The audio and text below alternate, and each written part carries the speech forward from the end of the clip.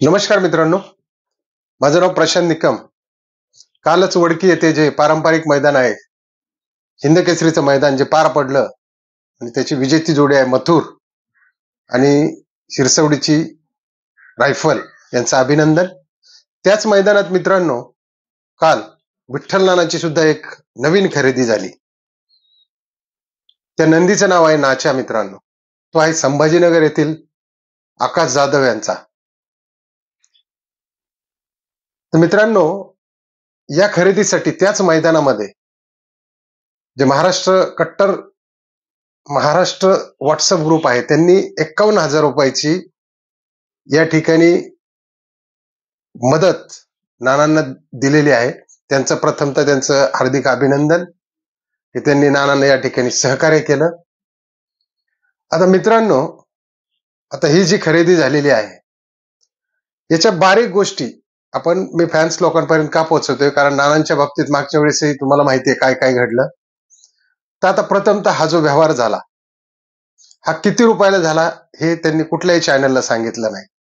बरं, याचे मालक कोण कोण आहेत ते या ठिकाणी त्यांनी सांगितलेलं नाही. त्यांनी एकदा सांगितलं की हे अजय जाधव माझे भाऊ आहेत, आम्ही दोघात घेतलेला आहे.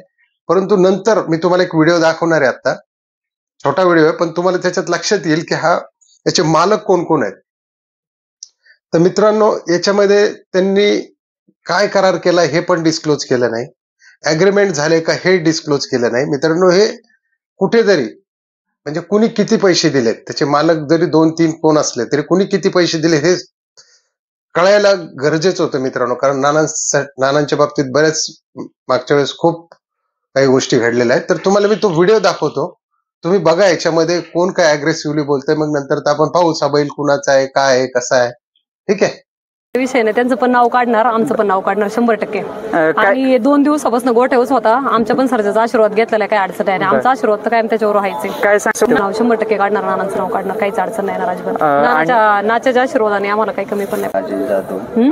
आता मित्रांनो, तुम्ही हा व्हिडिओ पाहिला असेल तर या व्हिडिओमध्ये असणाऱ्या मॅडम कोण आहेत त्याचा आपण आढावा घेऊ, पाहूया आपण कोण आहेत. हा पहा मित्रांनो, हा नाच्या या ठिकाणी घेतल्यानंतर त्याला गुलाल वगैरे त्याची पूजा वगैरे या ठिकाणी करण्यात आलेली आहे. आता हे पहा मित्रांनो, ह्या मॅडम आहेत सुमनताई भरणे, म्हणजे समृद्धी कॅटल फीड च्या ह्या मालकीन आहेत. मित्रांनो, त्यांनी सांगितलं की आमच्या सर्जाचाही 2 दिवस त्या ठिकाणी मोठ्यावरती त्याने आशीर्वाद घेतलेला आहे. तर या खूप या ठिकाणी अग्रेसिव्हली बोलत होत्या की म्हणजे जसे काय की त्या वन मॅन शो आहेत की काय, किंवा त्यांचा खरेदीमध्ये जादा हिस्सा आहे की काय, यावरून आपल्या या व्हिडिओ मधून एक लक्षात येतं मित्रांनो. तर या गोष्टीवरून तर आपल्या एक गोष्ट लक्षात येतेच की या पण या नाच्या बैलाच्या या सुद्धा मालकीन आहेत. कारण त्यांनी सांगितलं की आमचंही नाव करणार आहे, नानांचंही नाव करणार आहे. तर ह्या झाल्या मालकीन नंबर 1. आता हे आहेत मित्रांनो अजय जाधव. नानांनी शेवटी बघा मॅडमच्या कानामध्ये एक सांगितलं की अजय जाधव, त्यावेळेस त्यांचं नाव घ्यावं असं म्हणून सांगितलं होतं. तर आता हे आणि नाना एक मालक आहेत का, जाधव साहेबांनी याच्यासाठी काही पैसे लावलेत का?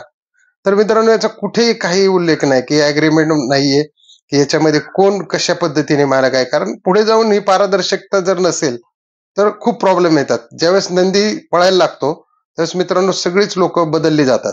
हे पहा, आता पैसे दिलेलेत पण किती दिलेत हे सांगितलेलं नाहीये या ठिकाणी. कारण हे सांगायला पाहिजे होतं मित्रांनो की किती पैसे दिलेत आणि कुणी किती किती दिलेलेत आणि कशा पद्धतीने. बैल तर नानाच्या दावणीला राहणारच आहे.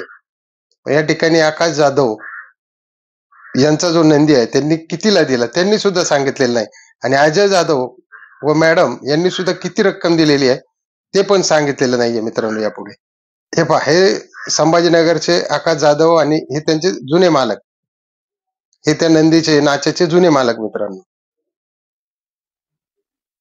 आता मित्रांनो, एकंदरीत आपल्या लक्षात आलं की याचे 3 मालक आहेत. एक विठ्ठल नाना, दुसरे अजय जाधव आणि तिसऱ्या सुमनताई भरणे, ज्या आपल्या समृद्धी कॅटल फील्डच्या मालकीन आहेत.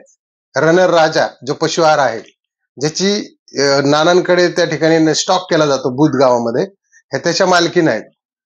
तर मित्रांनो, माझं एक नाना फॅन्सला म्हणणं आहे की आपण सगळ्यांनी नानांना सुचवा की हा व्यवहार तुम्ही एकदा कुठल्याही चॅनलला दाखवा, म्हणजे कसं की भविष्यात जाऊन तुम्हालाही काही अडचण येणार नाही. ह्याच्यामध्ये पारदर्शकता ही नाहीये की हा कुणाचा किती हिस्सा आहे, कशा पद्धतीने काय आहे, कशा मालकीचं याचं अग्रीमेंट झालंय का, तर स्टॅम्प पेपर झालाय का.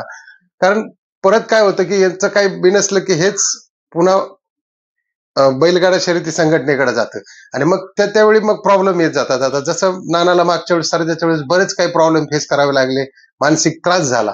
मित्रांनो, व्हिडिओ काढण्याचं एकच कारण आहे, कारण मी सुद्धा नानांचा खूप फॅन आहे आणि नानांच्या बाबतीत काही चुकीचे घडू नये किंवा इतरही व्यवहारामध्ये काही चुकीचे घडू नये म्हणून आपण ह्या गोष्टी निदर्शनास आणतो की व्यवहारात पारदर्शकता हवी आहे. तर नाना फॅन्सला माझी विनंती आहे, तुम्ही सुद्धा या ठिकाणी नानांना सुचवा की नाना तुमचा हिस्सा काय आहे, तुमचं अग्रीमेंट कसं आहे. आणि नानांनी पुढे येऊन जर सांगितलं तर, कारण आपण एकदा तुम्ही युट्यूबला सांगितलं की तो पूर्ण भक्कम पुरावा तुमच्या पाठीशी उभा असतो, भविष्यामध्ये तो तुम्हाला तुमच्या कामी येतो.